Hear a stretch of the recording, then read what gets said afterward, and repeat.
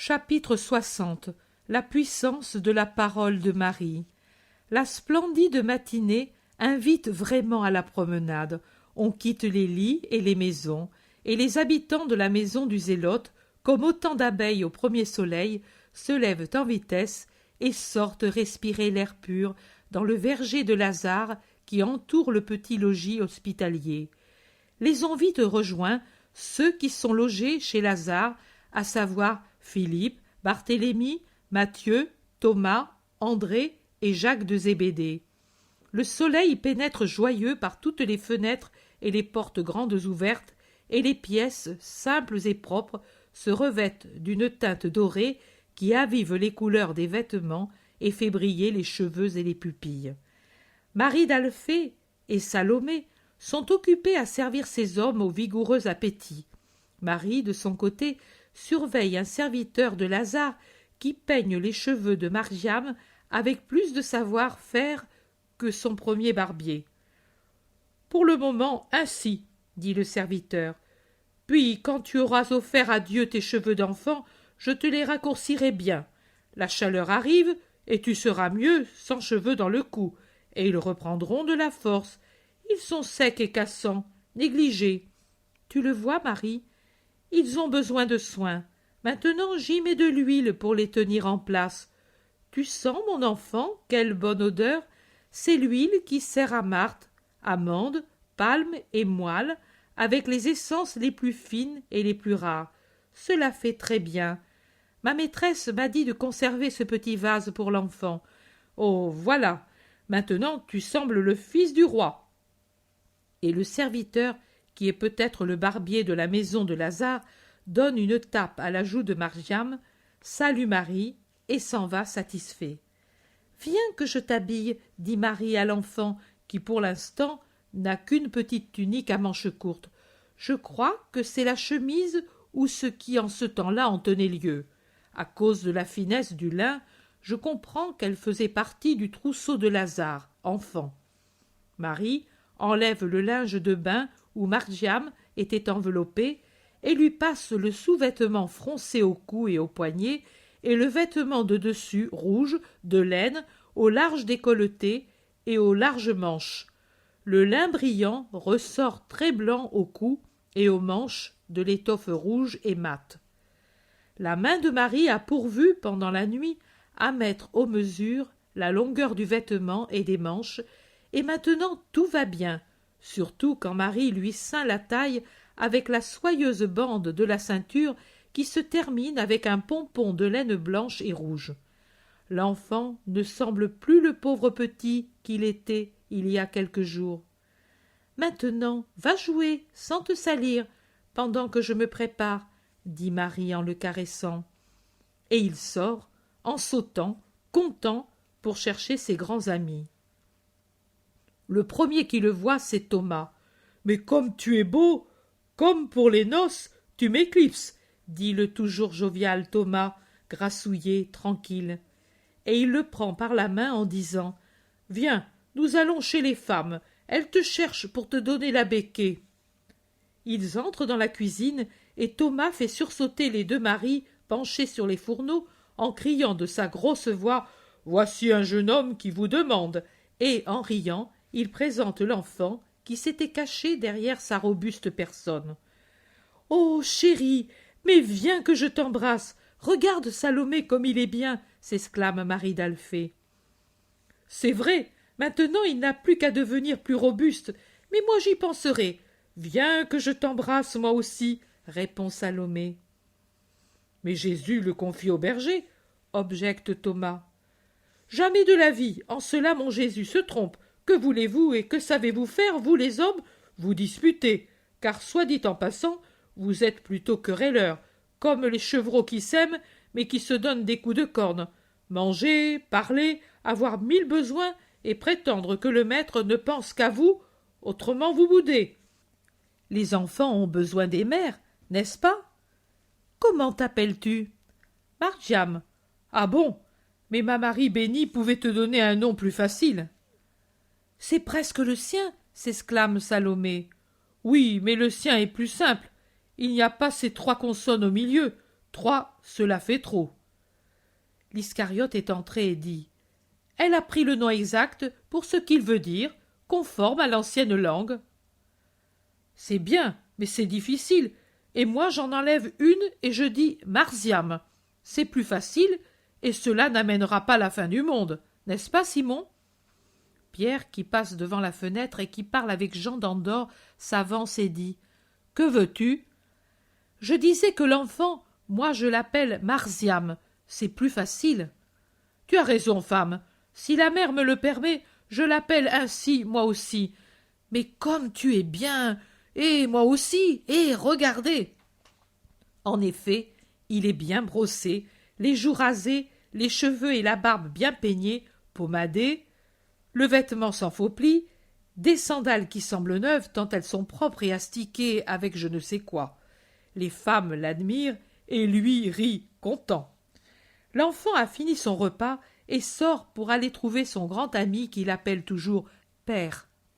Voici Jésus qui arrive de la maison de Lazare avec Lazare lui-même, et il dit à l'enfant qui accourt à sa rencontre « La paix entre nous, Marziam, donnons-nous le baiser de paix. » Lazare, salué par l'enfant, le caresse et lui donne une douceur.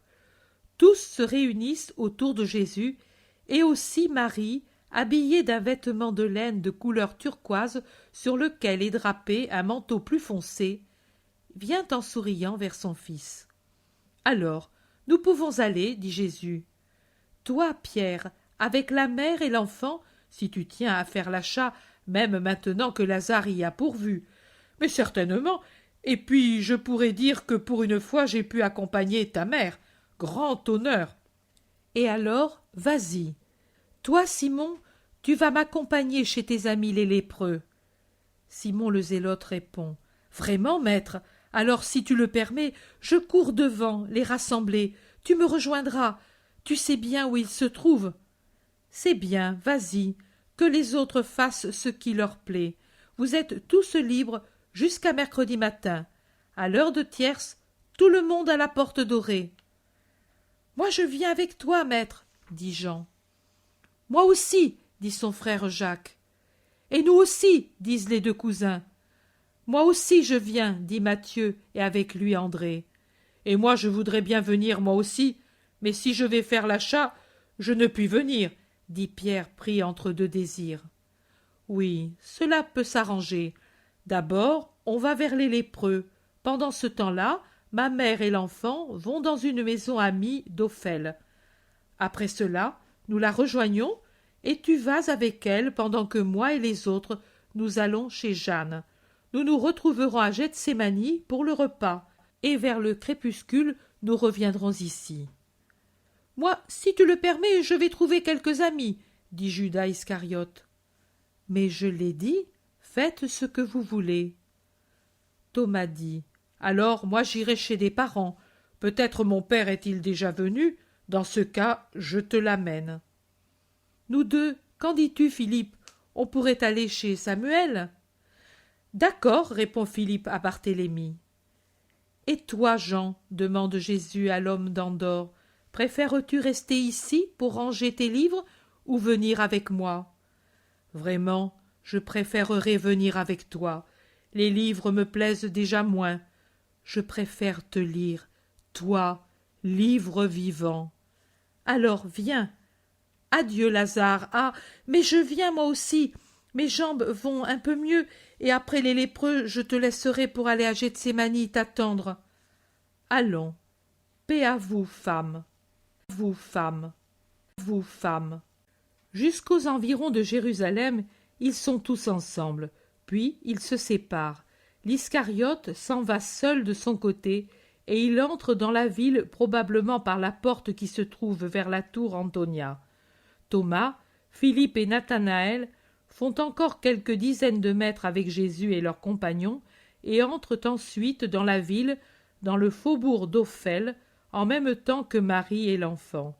« Et maintenant, allons voir ces malheureux, » dit Jésus, et tournant le dos à Jérusalem, il se dirige vers un lieu désolé, situé sur les pentes d'une colline rocheuse qui se trouve entre les deux routes qui vont de Jéricho à Jérusalem. C'est un lieu étrange, où on accède par des sortes de gradins. Après la première marche, on grimpe un sentier, et le premier palier est surélevé d'au moins 3 mètres au-dessus du sentier, et de même pour le second. Lieu aride, mort, très triste. « Maître, crie Simon le Zélote, je suis ici. Arrête-toi pour que je te montre le chemin. » Et le Zélote, qui s'était adossé à la roche pour avoir un peu d'ombre, s'avance et conduit Jésus par un sentier à gradins qui va vers Gethsémani, mais séparé de celui-ci par la route qui, du mont des Oliviers, va à Béthanie. Nous y voilà. J'ai vécu au milieu des tombeaux de Siloam, et ici se trouvent mes amis. Une partie d'entre eux, les autres sont à Ben Hinnom, mais ne peuvent venir. Ils devraient traverser la route, et on les verrait. Nous irons aussi les trouver. Merci pour eux et pour moi. Ils sont nombreux? L'hiver a tué le plus grand nombre, mais ici il y en a encore 5 de ceux auxquels j'avais parlé. Ils t'attendent. Les voilà sur le bord de leur bagne. Ils doivent être une dizaine de monstres. Je dis doivent être, car s'il y en a 5 qu'on distingue bien debout, les autres, à cause de la grisaille de la peau, de la difformité de leur visage qui émerge à peine de la pierraille, on les voit si mal qu'ils pourraient être plus ou moins de 5. Parmi eux, debout, il y a une seule femme. On ne peut l'identifier qu'à cause de ses cheveux devenus blancs et qui retombent incultes, durs et sales sur les épaules jusqu'à la ceinture. Pour le reste, rien n'indique le sexe, car la maladie très avancée en a fait presque un squelette, supprimant toute courbure féminine. Ainsi en est-il des hommes dont un seul présente un reste de moustache et de barbe. Les autres ont été rasés par la maladie destructrice. Ils crient « Jésus, notre Sauveur, aie pitié de nous !» et montrent leurs mains difformes et ulcérées. « Jésus, fils de David, aie pitié !» « Que voulez-vous que je vous fasse ?» demande Jésus en levant son visage vers ses misères. « Que tu nous sauves du péché et de la maladie. » Du péché, sauve la volonté et le repentir. Mais si tu veux, tu peux effacer nos péchés, et au moins, si tu ne veux pas guérir nos corps. Si je vous dis, choisissez entre les 2 choses, laquelle voulez-vous? Le pardon de Dieu, Seigneur, pour être moins désolé. Jésus fait un signe d'approbation avec un sourire lumineux. Puis il lève les bras et crie « Soyez exaucés, je le veux !» Exaucés, ce peut être pour le péché comme pour la maladie ou pour les 2 choses. Et les 5 malheureux restent dans l'incertitude. Mais les apôtres ne sont pas incertains et ils ne peuvent s'empêcher de crier leur Hosanna en voyant la lèpre disparaître comme le flocon de neige qui tombe sur le feu. Et alors les 5 comprennent qu'ils sont exaucés complètement. Leurs cris résonnent comme une sonnerie de victoire. Ils s'embrassent entre eux et envoient des baisers à Jésus, ne pouvant se précipiter à ses pieds. Et puis ils se tournent vers leurs compagnons en disant « Et vous, vous ne voulez pas encore croire? Mais quels malheureux vous êtes !»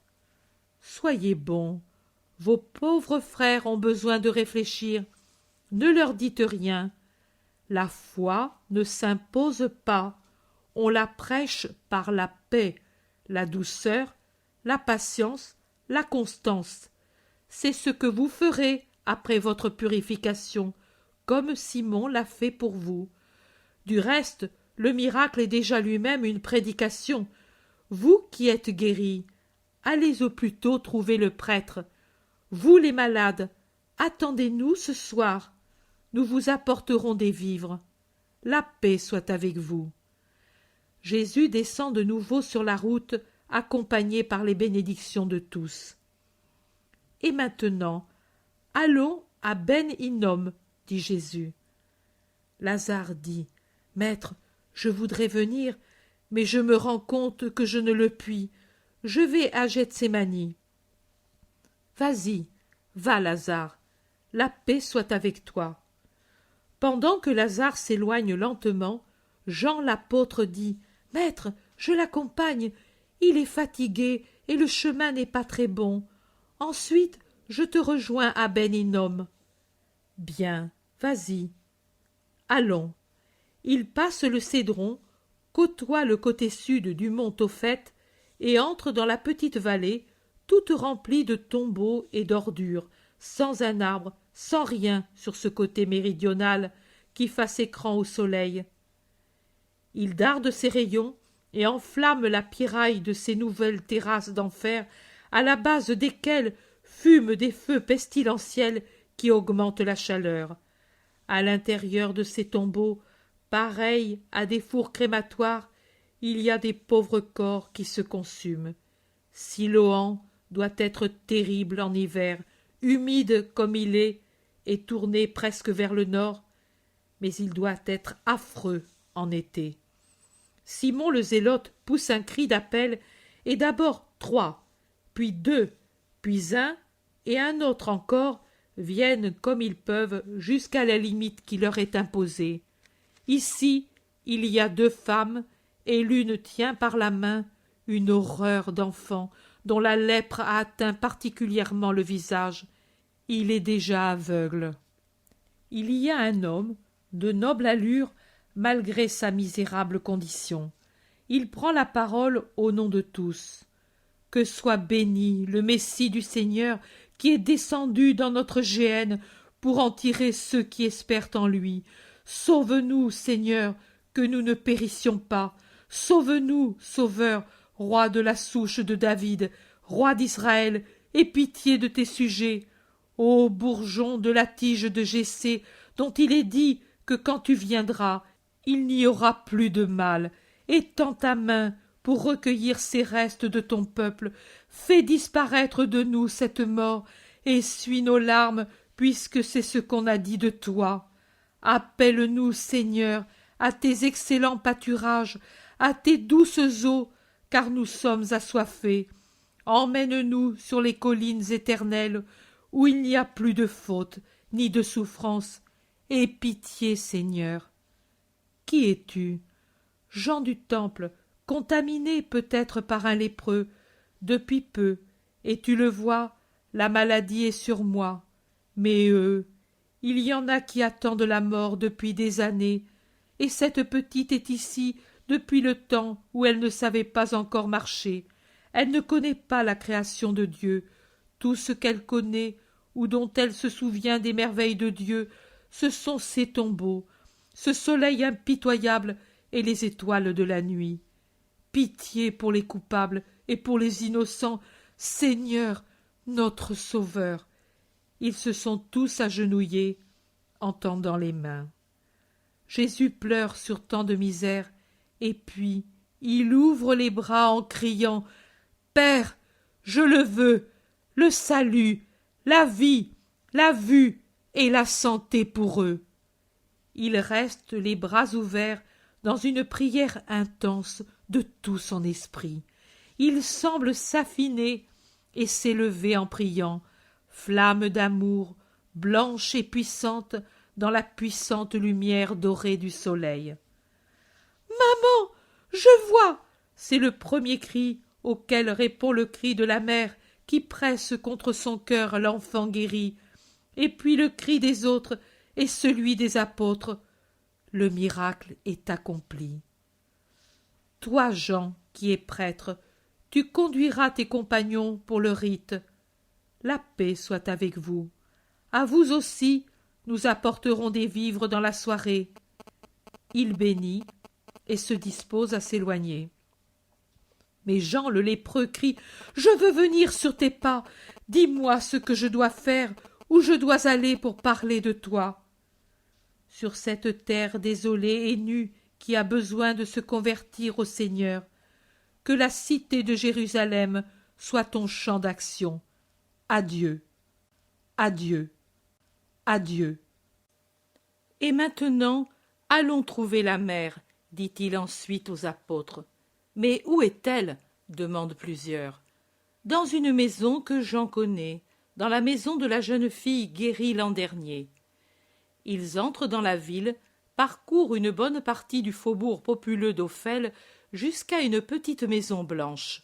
Jésus entre, avec son doux salut, dans la maison dont la porte est entr'ouverte.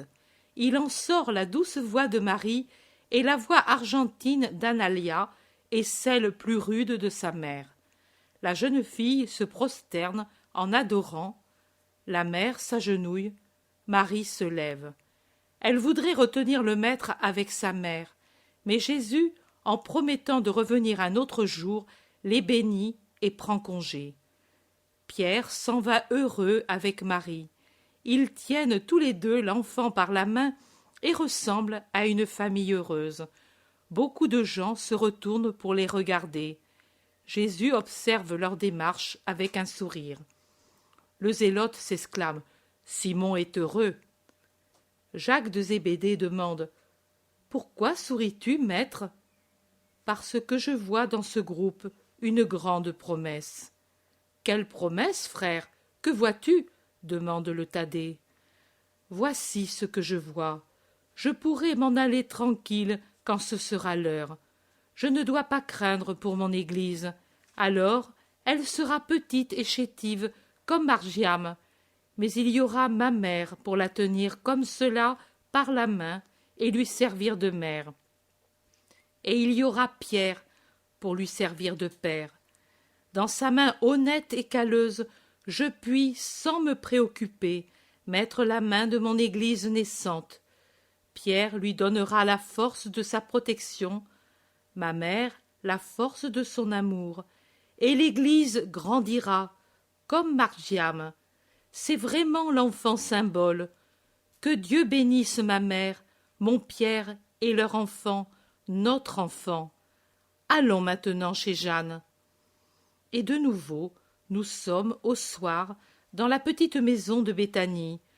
Plusieurs, fatigués, se sont déjà retirés, mais Pierre fait les 100 pas dans le sentier, levant très souvent la tête vers la terrasse où sont assis, parlant ensemble, Jésus et Marie. Jean d'Andorre, de son côté, parle avec le zélote assis avec lui sous un grenadier tout en fleurs. Marie a déjà beaucoup parlé, car j'entends Jésus lui dire « Tout ce que tu m'as dit est très juste, et j'en garderai présente à mon esprit la justesse. Et pour Analia aussi, je dis que ton conseil est juste. Que l'homme l'ait accueilli avec tant de promptitude, c'est bon signe. Vraiment, la haute société de Jérusalem est fermée et rancunière. Je pourrais même dire remplie d'ordures. Mais dans son petit peuple, il y a des perles dont on ignore le prix. Je suis content qu'Analia soit heureuse. C'est une créature qui appartient davantage au ciel qu'à la terre, et peut-être l'homme, maintenant qu'il juge selon l'esprit, s'en rend compte et en a un respect révérentiel. Son idée d'aller ailleurs, pour ne pas troubler par un sentiment humain le vœu candide de sa promise, le prouve. Oui, mon fils, l'homme perçoit le parfum virginal. Je me souviens de Joseph, je ne savais de quel mot me servir. Lui ne connaissait pas mon secret. Et pourtant, il m'aida à le dire, parce que sa sainteté le lui avait fait percevoir. Il avait perçu la senteur de mon âme. Vois aussi Jean, quelle paix, et tout le monde le recherche. Judas de Kériote lui-même, bien que... non, fils, Judas n'est pas changé. Je le sais et tu le sais. Nous n'en parlons pas pour ne pas commencer la guerre, mais sans en parler, nous savons, et même si nous n'en parlons pas, les autres en ont l'intuition. Ô mon Jésus, les jeunes m'ont raconté aujourd'hui, à Gethsémani, l'épisode de Magdala et celui de la matinée du sabbat. L'innocence parle, parce qu'elle voit par les yeux de son ange, mais les plus âgés aussi se rendent compte. Ils n'ont pas tort, c'est un être fuyant. Tout en lui est fuyant, et j'ai peur de lui. J'ai sur les lèvres les mêmes paroles que Benjamin à Magdala et que Margiam à Gethsémani, car j'ai pour Judas la même répulsion que les enfants. Ils ne peuvent tous être Jean. Mais je ne le prétends pas. Ce serait le paradis sur terre alors. Mais vois, tu m'as parlé de l'autre Jean, un homme qui a tué, mais il me fait seulement pitié. Judas me fait peur. Aime-le, mère, aime-le par amour pour moi. Oui, fils, mais mon amour ne servira pas non plus. Il sera seulement une souffrance pour moi, et pour lui une faute. Oh, pourquoi est-il entré? Il trouble tout le monde, offense Pierre, qui est digne de tout respect. Oui, Pierre est très bon. Pour lui, je ferai n'importe quoi, parce qu'il le mérite. S'il t'entendait, il dirait avec son bon sourire franc: Ah, Seigneur, ce n'est pas vrai. Et il aurait raison. Pourquoi, mère? Mais Jésus sourit déjà, car il a compris. Parce que tu ne lui fais pas le plaisir de lui donner un fils. Il m'a dit toutes ses espérances, tous ses désirs, et tous tes refus. Et il ne t'a pas dit la raison qui les justifie? Si, il me l'a dite, et il a ajouté: C'est vrai, mais je suis un homme, un pauvre homme. Jésus s'obstine à voir en moi un grand homme, mais je sais que je suis très mesquin, et à cause de cela, il pourrait me donner un enfant. Je me suis marié pour cela. Je vais mourir sans en avoir.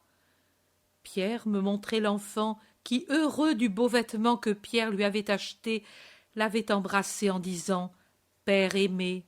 Et il m'a dit: Tu vois, quand ce petit être qu'il y a 10 jours je ne connaissais pas encore me parle ainsi, je me sens devenir plus moelleux que le beurre et plus doux que le miel, et je pleure, car chaque jour qui passe éloigne de moi cet enfant.